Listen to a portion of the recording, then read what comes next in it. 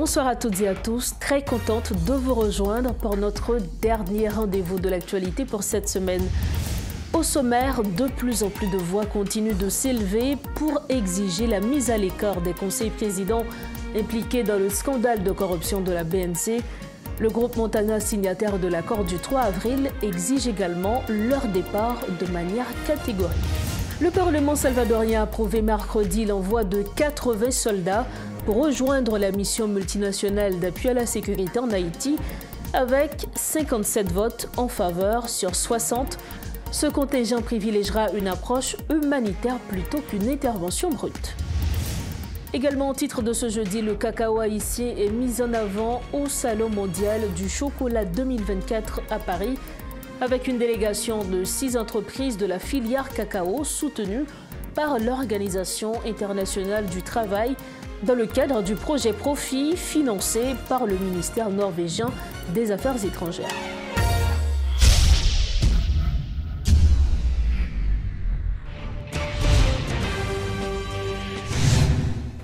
Bienvenue à tous au développement des titres de l'actualité. Les signataires de l'accord de Montana ont adressé une lettre au Conseil présidentiel de transition pour exprimer leurs vives préoccupations face à la crise en Haïti et pour appeler à des actions immédiates. Ils demandent l'éviction des conseillers impliqués dans un scandale de corruption ainsi que la destitution du gouvernement dirigé par Gary Coney. Ils proposent également la création du Conseil national de sécurité, de l'organe de contrôle de l'action gouvernementale et la révision du comité Justice et Vérité. Par ailleurs, ils insistent sur des nominations pour renforcer la gestion locale. Il est matériellement impossible de mettre la Haute Cour de justice en place dans le contexte actuel et donc de poursuivre les 3 conseillers qui exercent une fonction présidentielle, affirme Maître Patrick Laurent. Par contre, le conseiller juridique de Radio-Télémétropole rappelle que des faits de corruption commis en 2024 ne seront prescrits qu'en 2044, ce qui laisse le temps de les poursuivre lorsqu'ils ne seront plus en fonction. Nous écoutons l'analyse de Maître Patrick Laurent. Moi, je pense, si mon a une attribution président, la fonctionner quand président, il a un privilège présidentiel et le traitement, et l'attribution, et ouais, qui problème qui vient, on t'a posé hier entre CTCA et la primature, que nous avons parlé d'un problème de pouvoir qui est plus autorité que l'autre. Et dans ce sens-là, ils ont même tombé dans le cadre article 186 là, n'en déplaise à de l'autre monde qui pensait que c'est des citoyens ordinaires. Déjà, c'était un danger pour la République pour mettre des gens à exercer attribution présidentielle sans des privilèges présidentiels. Donc, les privilèges présidentiels, ce n'est pas seulement traitement, c'est tout légal. Question, ils devant au juge d'instruction. Et ça dépend de qui argumentaire avocat. Les avocats qui ont argumentaire, ils vont le voir au juge là. Le juge là va communiquer argumentaire là, par le commissaire gouvernement, pour le commissaire gouvernement rendre réquisitoire. Le juge là lui-même, il peut l'apprécier, il va le décider. Moun qui ouais question comme c'est des présidents qui ont dit que le juge là a un obstacle à la poursuite, à ce moment-là, c'est pour un dossier qui va le classer sans suite. Le juge a le droit, pour monsieur ça, comme il a une fonction présidentielle et il considère comme président, les cas sur soi à leur instruction. Mais il faut dire aussi, ça a reproché président ou bien conseiller président, c'est une infraction qui est liée à la corruption. Et type d'infraction, ça, la loi sur la prévention et la répression de la corruption, précisé, si un monde a reproché un fait qui est qualifié de corruption, et s'ils ont position que poursuite là, pas qu'à enclencher à cause position, à cause de l'influence, eh bien, l'elle pas en position ça encore, il y a poursuivi.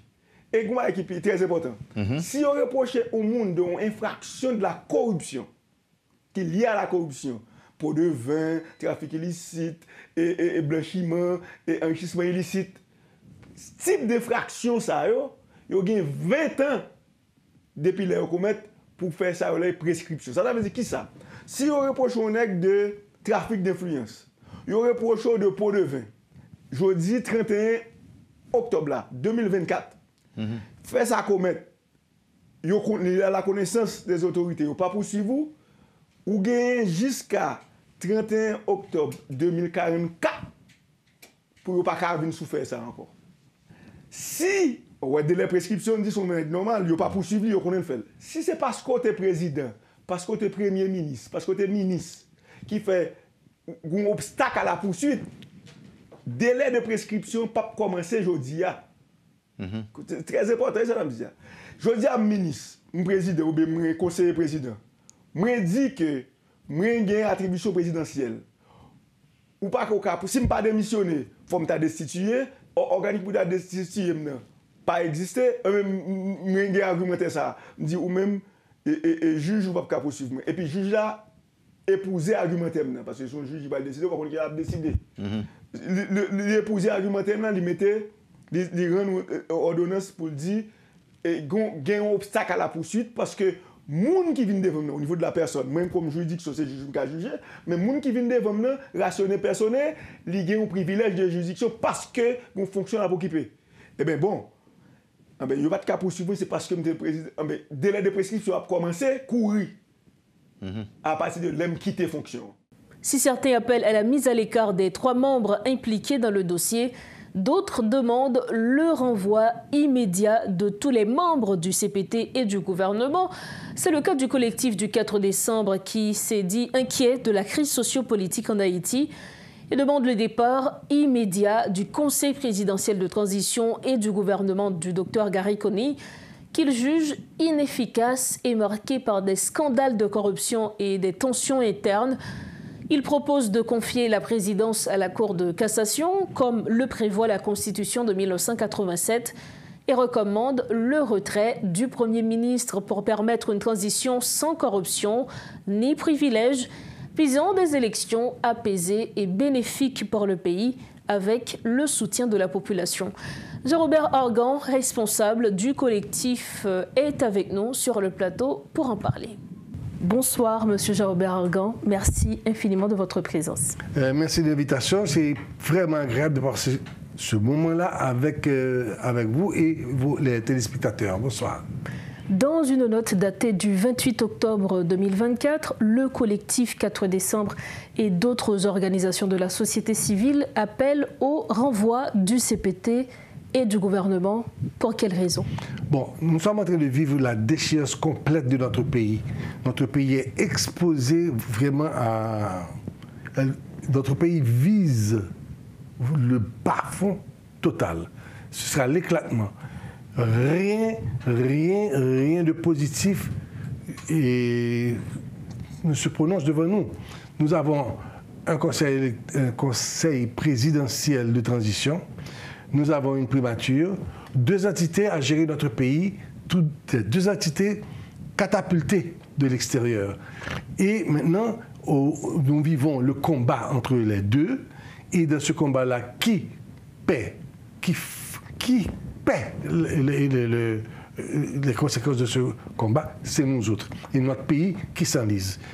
Et pour cause, nous avons fait le constat, d'abord, de la perte de crédibilité en ce conseil présidentiel, une perte de crédibilité totale, due justement aux déclarations et au fait qu'au moins 3 des 7 ou 9 membres ont été indiqués ou inculpés par l'unité de lutte contre la corruption. Maintenant, lorsque vous avez un conseil qui représente la présidence et que vous ayez une carte de visite aussi vilaine, ceci détruit notre pays. Il y a ça. Ensuite, il y a la dissension la division qui existe entre les deux. Les deux têtes qui doivent diriger le pays, qui devraient se mettre ensemble pour nous apporter une solution aux problèmes que nous confrontons tous. Ces gens-là, c'est le combat de coq qu'il y a entre eux. Maintenant. Donc à ce moment-là, la performance n'existe pas, il n'y a plus de synergie, il n'y a plus d'entente et l'un surveille l'autre et toute son énergie vers comment saper et l'autre, et qui est-ce qui paie? Nous payons la conséquence parce qu'il n'y a rien de constructif qui s'en sort. Maintenant, donc c'est une destruction et ça ouvre la voie à quoi? Ça ouvre la voie à ce qu'on appelle l'ingouvernabilité de notre pays. Maintenant, un pays devenu ingouvernable, vous devenez une menace pour vos citoyens, une menace pour vos voisins et une menace éventuellement pour toute la zone. Alors, il est évident que nous avons besoin d'une solution et selon Collectif 4 décembre, solution ça, c'est on juge dans la Cour de cassation qui t'a doué prendre tête présidence là. Pour qui ça, y a tel choix? Est-ce que selon nous-mêmes, c'est le meilleur choix pour diriger la transition aujourd'hui? Bon, de toute façon, ça peut le tailler dès le départ. Maintenant, il y a eu des enjeux en dessous et il y a eu l'influence d'entités étrangères et on s'est écarté d'une voie tracée par la Constitution. Quelle voie? Quand les vacances présidentielles, vous allez à la Cour de cassation. D'autant plus que nous avons eu une expérience nettement positive quand on a eu recours à la Cour de cassation. C'est quand on a eu Mme Herta Trouillon en 1990, qui menait élection et qui a fait des bonnes élections. Est-ce le même contexte aujourd'hui? OK. Maintenant, il s'agit de mettre en place ce qu'il faut mettre en place pour l'accompagner. Maintenant, quand vous mettez de côté une affaire qui a eu des résultats, des résultats positifs, et que vous venez avec une bagaille sortie d'on ne sait où, de quelle tête, pour nous mettre 7 personnes, 9 personnes pour représenter la présidence, ça frise le ridicule, pour ne pas dire, vraiment, c'est pas près de pour rien. Maintenant, la preuve, c'est que déjà, au niveau du Conseil, il y a cet éclatement-là, cette explosion-là, parce que au milieu d'eux, il y a de ces entités, de ces gens, de ces personnalités qui font honte pratiquement à la nation. Maintenant, lorsque les autres, auprès de toi, vous avez 4 autres. Donc, 4 autres, il y a un bonhomme, ou du moins de la presse, qui dénonçait une autre membre pour complot, assassinat contre lui. Bref, il y a au moins 4 sur 7 qui sont sous une mauvaise pente. Maintenant, les autres qui seraient, entre guillemets, seraient en grand majuscule, sains, ou chita avec eux. Donc, vous venez complice de ces trois-là. Maintenant, donc on voit, maintenant, je ne regarde pas les individus, je ne suis pas là pour juger Mounio, mais ce qu'ils sont, ce qu'ils font, et notre pays. Donc, je parle de l'institution elle-même, qui est cette présidence-là, qui et même avec la classe politique là, qui échoue lamentablement, ils ont échoué lamentablement, ni eux, ni Primature là. Primature là, parce que Primature là, ce sont les deux têtes. On veut avoir deux têtes bicéphales. Maintenant, quand vous avez déjà cette discussion-là entre ces entités, les choses sont extrêmement difficiles. Maintenant, certains vont nous dire que nous partons pour un cycle perpétuel. Nous savons qu'il y avait eu le gouvernement d'Ariel Henry, il y a eu des contestations. Nous avions eu justement cet accord du 3 avril qui a donné naissance au CPT et au gouvernement. Est-ce qu'il n'est pas fait de trop, justement? Ben oui, et on va regarder toute origine, même toute société, c'est des gens qui étaient téléguidés. Mais vous pensez que choix juge la Cour de cassation, c'est un monde qui n'est pas téléguidé? C'est le choix qui se rapproche le plus de la Constitution. OK? Maintenant, la gestion entre deux personnes est beaucoup plus facile que celle entre 7 ou 9 qui déjà ont des problèmes avec eux et ou l'autre. Donc, c'est encore beaucoup plus difficile. Maintenant, donc on peut aller plus facilement, on peut plus facilement gérer deux personnes que de devoir gérer et des équipes qui ne s'entendent pas. Maintenant, et ce qu'il y a, c'est que quand on regarde les résultats aujourd'hui, vous prenez les deux qui sont là, de qui là, vous avez le conseil présidentiel de côté et la primature de l'autre. Aujourd'hui, ça leur fait 6 mois et quelques. Qu'est-ce qu'ils ont réalisé de positif pour notre pays, pour nos Haïtiens, de façon que nous n'ayons pas à vivre au jour le jour, à entendre bandit gaïzon ça, il n'y a que des promesses, que de belles paroles, on fait parole mettez là, et rien de concret, alors que leur toute première obligation était de commencer à restaurer la sécurité pour que nous puissions au moins envisager d'aller vers des élections dans un avenir plus ou moins proche, nous dirons. Mais on n'en est pas là. Donc, on est en train de perdre le temps, on est en train d'exposer notre pays, on est en train de devenir une menace de notre pays. On a encore de plus en plus d'Haïtiens à fuir, nous avons de plus en plus de crimes, nous avons de plus en plus de stress, nous avons de plus en plus de bandits, de plus en plus qui plus envahis là. Bref, c'est vraiment, on est en train de détruire notre pays. C'est comme si là, tu parlais de un complot international pour la destruction de notre pays. On ne peut pas l'accepter. Et nous avons le choix. Nous avons souhaité que nous rebattre quatre là, aller vers la cassation, comme ceci est indiqué dans la Constitution. Vous auriez un président de la cassation, vous auriez aussi un Premier ministre qui devrait être plus corsé que celui qui est là actuellement. Et maintenant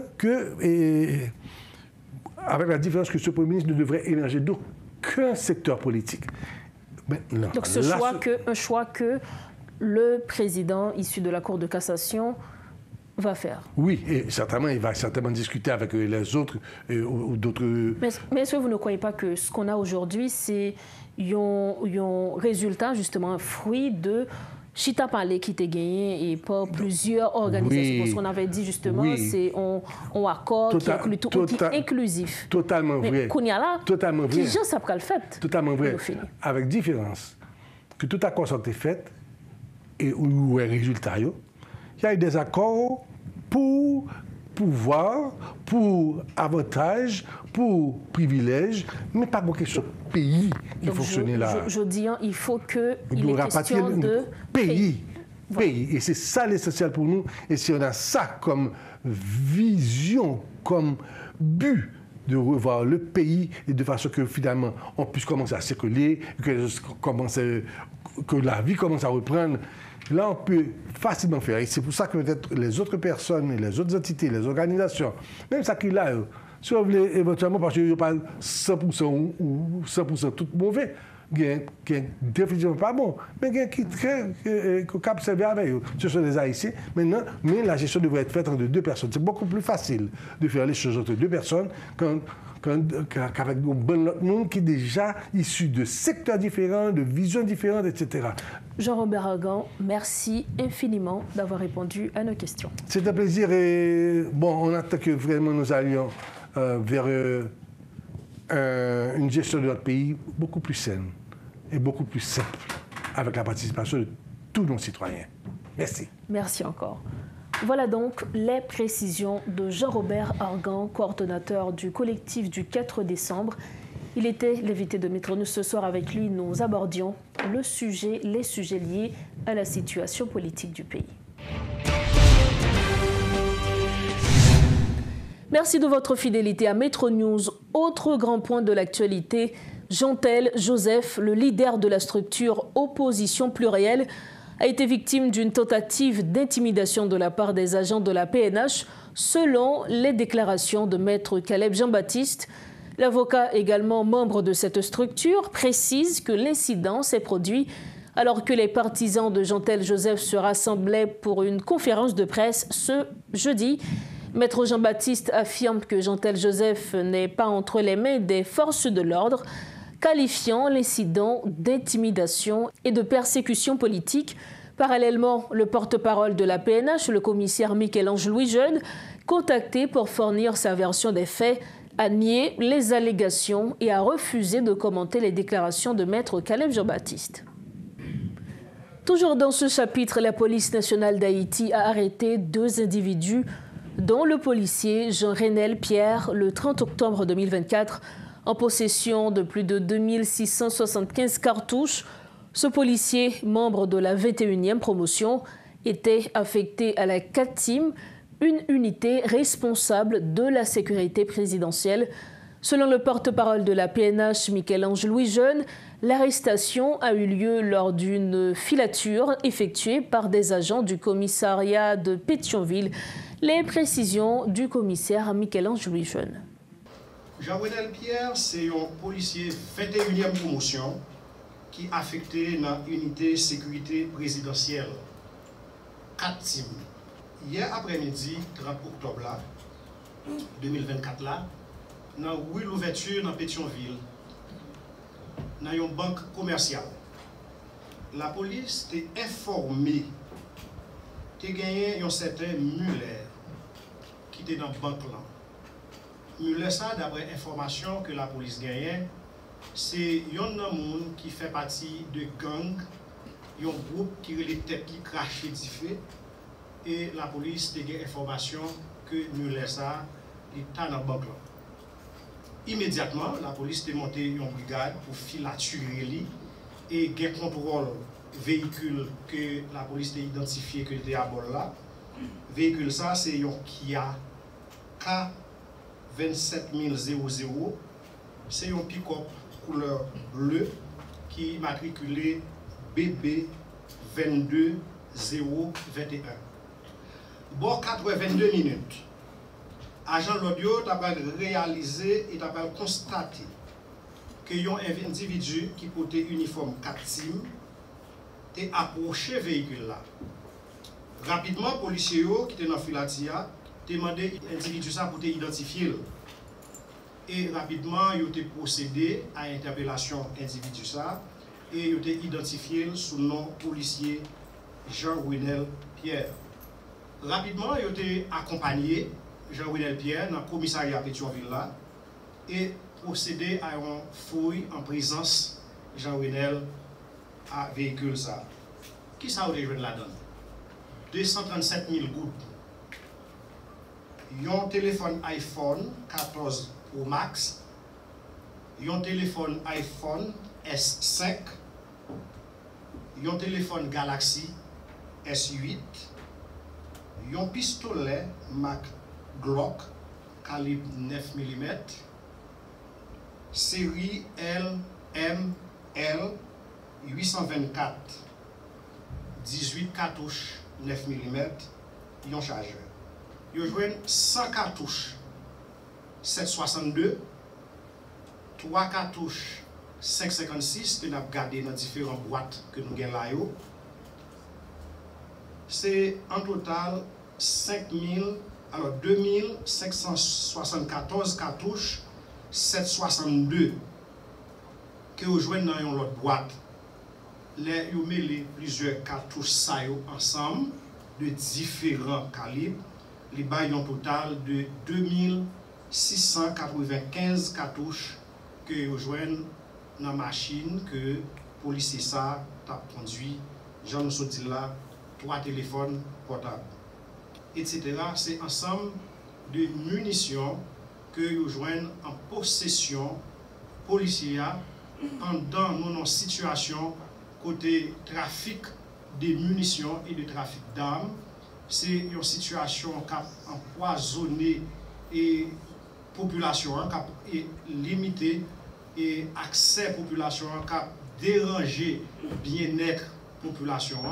Donc la police là, elle était vigilant et par rapport avec ça, et chaque fois un policier malheureusement trouvé dans la situation ça, donc la police là fait tout ça qui dépend de lui. Donc pour poser la question et transférer par devant autorité de droit et eux-mêmes appelé à dire le droit. Pas oublier décision capable à la fois administrative et judiciaire. Si c'est une faute administrative, l'inspection générale est là pour mener enquête là. Et quand il s'agit d'une situation qui a rapport à un crime, donc il déféré par devant autorité judiciaire. Concernant la mission multinationale, le Parlement salvadorien a approuvé mercredi l'envoi de 80 soldats pour intégrer la mission multinationale en Haïti, avec 57 votes favorables sur 60. Selon le ministre de la Défense René Merino Monroy, ces militaires expérimentés dans la lutte contre les gangs sont bien préparés pour agir dans des environnements complexes. Il a précisé que leur mission en Haïti vise à protéger les civils et à restaurer la paix, privilégiant une approche humanitaire plutôt qu'une force brutale. Autre nouvelle, Dialogue Interfemmes a célébré ce vendredi les 24 ans de la résolution 1325 des Nations Unies sur les femmes, la paix et la sécurité. La responsable de cette structure, Pedrika Saint-Jean, a appelé à renforcer la place des femmes dans les processus décisionnels en Haïti. à lutter contre les discriminations et à promouvoir le respect des droits des femmes. Elle a également rappelé l'importance d'appliquer les principes de la résolution 1325 lors de cette deuxième édition de l'événement. Bon, 24e anniversaire résolution 1325 là, livre dit 24 ans depuis Conseil Sécurité des Nations Unies, t'es avec tout État membre pour lui écrire un texte pour impliquer femmes dans le rétablissement paix et sécurité dans le pays qui a un conflit en Haïti. Nous trouvons que c'était une belle initiative, mais malheureusement, nous-mêmes en Haïti, bel texte, belle résolution ça, en secteur privé, ensemble avec l'État haïtien, ils ont passé l'embapier ou du moins ils ont mis le tiroir. Comme nous connaissons en pile fois et nous gagnons parlementaires ou bien autorités qui allent dans les Nations Unies et qui signent des textes de loi, des conventions, des accords, des protocoles de tout genre, et puis ils ont juste fait conférence de presse, ils ont dit qu'ils ont signé, et puis l'applicabilité, c'est zéro. Alors nous-mêmes dans le secteur et dans la société civile, là, dialogue interfemmes, nous dit que la résolution 1325 est trop important pour nous-mêmes femmes qui sont victimes au quotidien.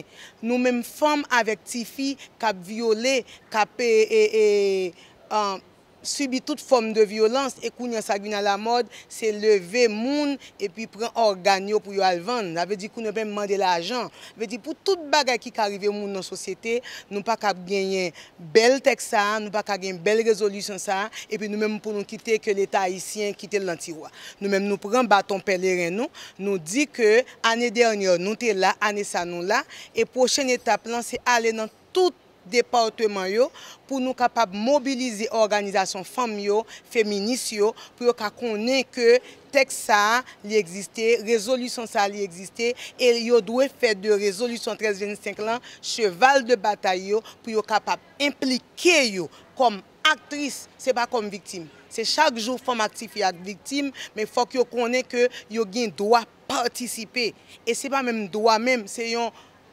impératif pour femmes actives participer dans la paix et la sécurité pour tourner la caille. Ce n'est pas moun qui vient faire pour nous, ce n'est pas MMS, ce n'est pas MSP, ce n'est pas rien, c'est femmes. Ni sa victime, ni sa poko victime, parce que nous ne connaissons pas qu'il y a victime, qui pour prendre bâton pèlerin pour prêcher la paix et puis pour être capable de travailler pour insécurité, kaba et de quoi pour Haïti, qui est un pays qui vit dans la sécurité. C'est nous pour faire. On referme la page nationale de Metro News sur une bonne nouvelle pour Haïti.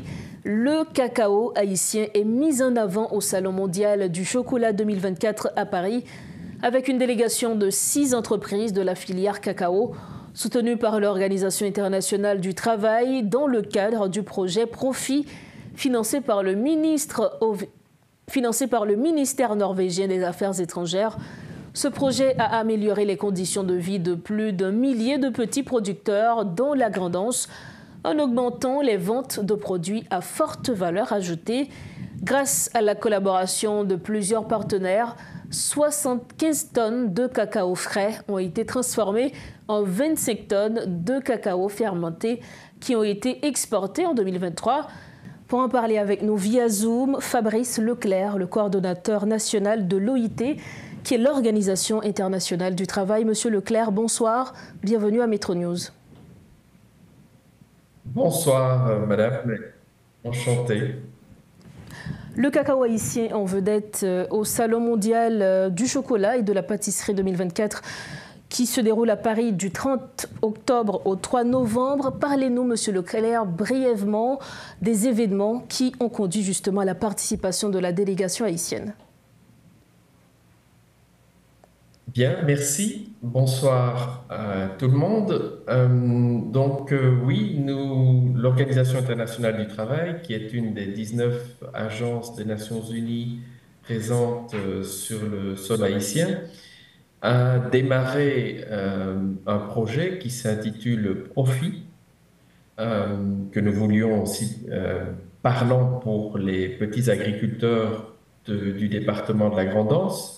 Profit signifie projet de renforcement des opportunités agricoles par la formation et l'investissement technologique. Nous l'avons démarré en décembre 2020 avec un financement du ministère des Affaires étrangères de la Norvège.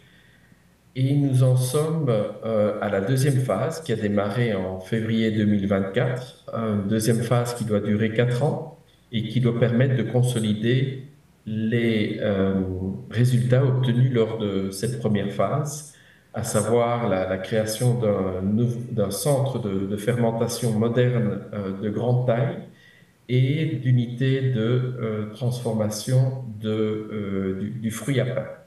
Alors, l'activité phare, effectivement, de la deuxième phase de ce projet Profit est cette participation au Salon mondial du chocolat afin d'ouvrir les marchés aux entreprises privées qui nous accompagnent dans la délégation haïtienne, à savoir les entreprises Caléos qui exportent des fèves fermentées sur la plupart des marchés européens, et l'entreprise Kaona qui est basée à Chambellan et qui vend donc du chocolat en boule et en tablettes, mais également du beurre de cacao et d'autres produits dérivés, comme notamment le crémasse bien connu en Haïti.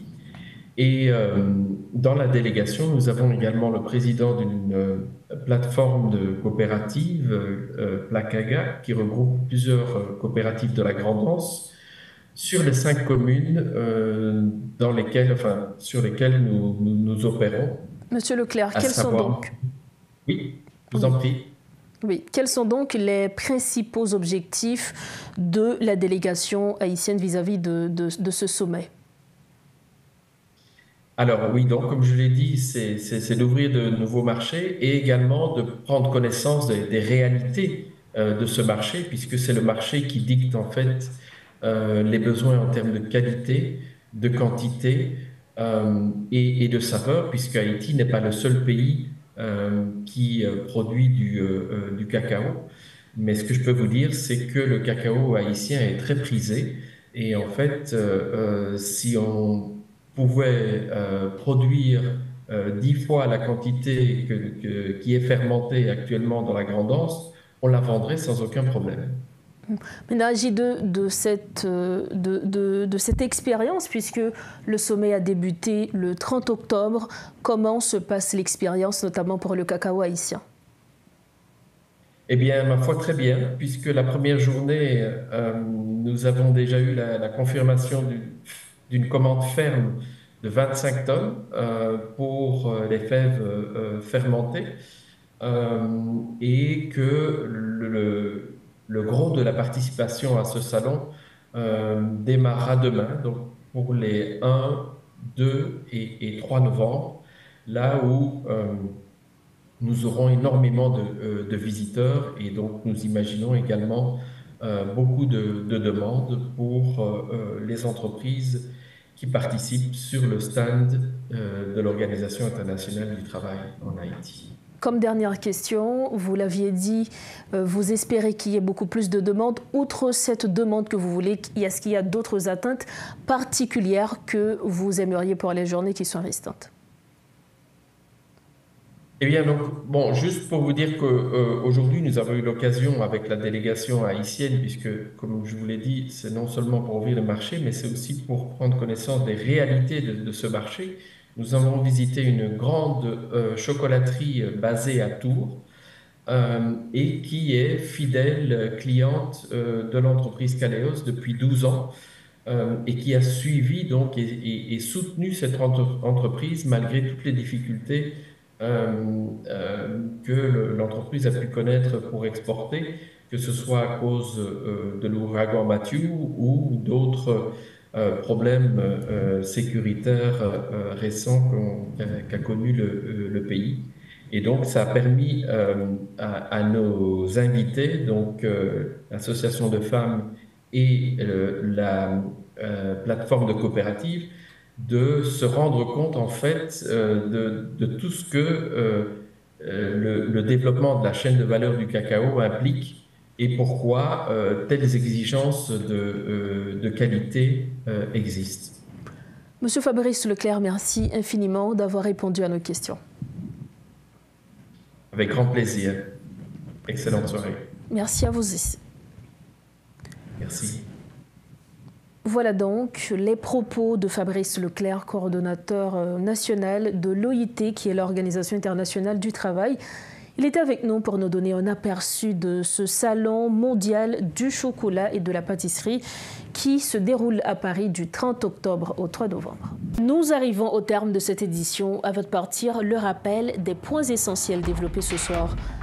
De plus en plus de voix continuent de s'élever pour exiger la mise à l'écart des conseillers présidents impliqués dans le scandale de corruption de la BNC. Le groupe Montana, signataire de l'accord du 3 avril, exige également leur départ de manière catégorique.